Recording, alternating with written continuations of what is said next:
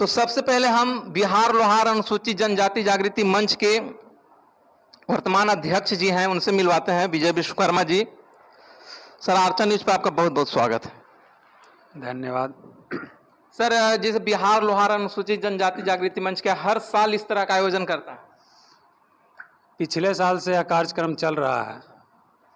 जब से मैं जिला अध्यक्ष बना हूँ, हमें सोच आया कि जब तक शिक्षा नहीं समाज में रहेगा तब तक कुछ आगे बढ़ा नहीं जा सकता। इसलिए शिक्षा पर हम लोग पिछले साल से सम्मानित कर रहे हैं छात्र छात्राओं को, और हर प्रखंड में तकरीबन चल रहा है इस कार्यक्रम। हर प्रखंड में हो रहा है ऐसा? तो मतलब लक्ष्य यही है कि शिक्षा को बढ़ावा मिले। जी जी।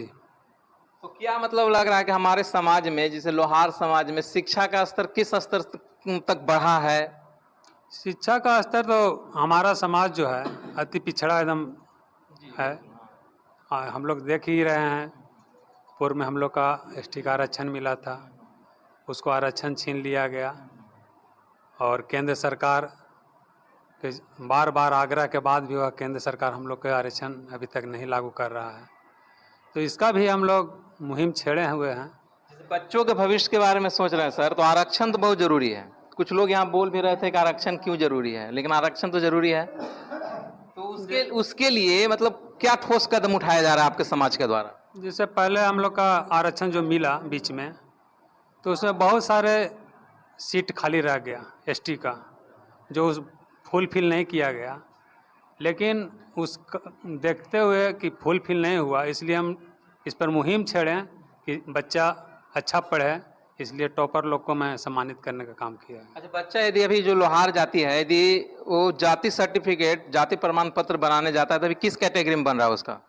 अभी तो ईबीसी ईबीसी मिल रहा है, एनेक्चर 1 में। कुछ स्टूडेंट से हम बातचीत किए थे, तो उनको भी क्लियर नहीं हो पा रहा था कि हम किस में बनाएं। तो एक सवाल और है सर, औरंगाबाद का एसटी का अधिकार पाने में औरंगाबाद का जो संगठन है वो किस हद तक प्रयास कर रहा है? हद तक अभी कार्यक्रम चल रहा है और संघर्ष से पीछे नहीं है। चिट्ठी पत्री सब लिखा गया है, अब सड़कों पर आंदोलन होगा। पूरा मेरा कमेटी तैयार है इसके लिए।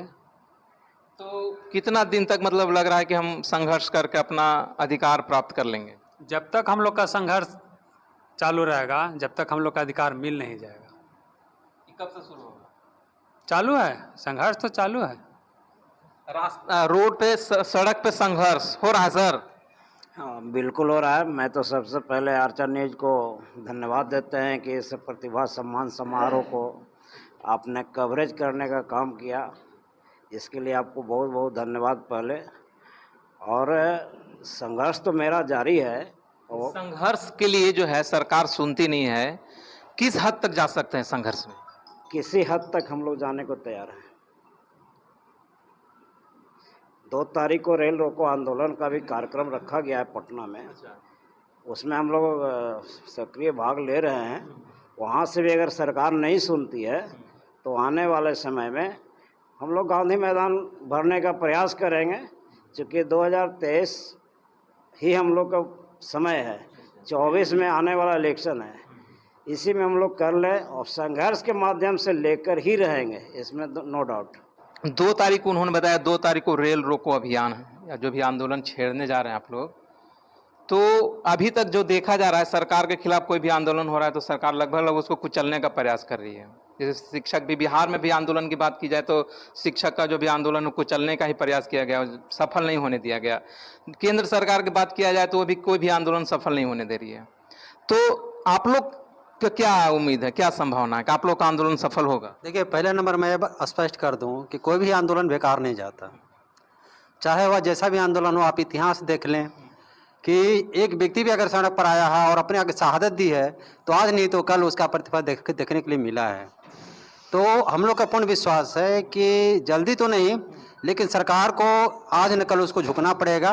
और जिस सरकार को यह समझना चाहिए कि लोहार पैदाइशे से है, क्योंकि मानव सभ्यता का विकास लोहार से ही हुआ है, क्योंकि यह शिल्पकार है या निर्माण करता है, और आज वह फकाकशी का शिकार है। तो ऐसी स्थिति में उसको उत्थान करने के लिए आज नहीं तो कल सरकार को आना पड़ेगा। और जहां आंदोलन में कुचलने का सवाल है, तो किसी भी सरकार की इतनी कुवत नहीं है कि सदा के लिए अस्थायी रूप से किसी भी आंदोलन को कुचल दे। आज नहीं तो कल उसका प्रतिफल मिलता है। इसलिए हम लोग को पूर्ण विश्वास है कि हम लोग अपने मिशन में कामयाब होंगे। आपकी लड़ाई किससे है, बिहार सरकार, केंद्र सरकार? देखिए, मेरा लड़ाई ना तो बिहार सरकार से है ना तो केंद्र सरकार से है। अधिकार कौन देगा आपको?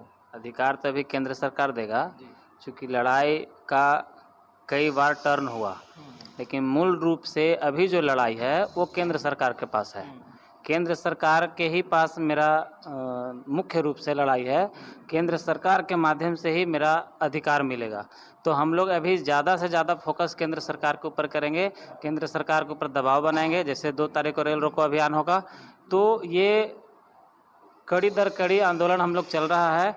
अगर इस 2 तारीख के कार्यक्रम से अगर कुछ प्रभावित होती है सरकार तो ठीक है, नहीं होती है तो और उसके आगे भी हम लोग कार्यक्रम करते रहेंगे। मतलब निरंतर हम लोग का आंदोलन जारी रहेगा जब तक कि आरक्षण हम लोग को नहीं मिलेगा। और एक और हम संदेश आपके माध्यम से देना चाहते हैं भारत सरकार को कि यदि अपने लोकसभा चुनाव से पहले हम लोग का आरक्षण नहीं देती है तो इसका भुगतान उनको भुगतना पड़ेगा चुनाव में, लोकसभा के चुनाव में।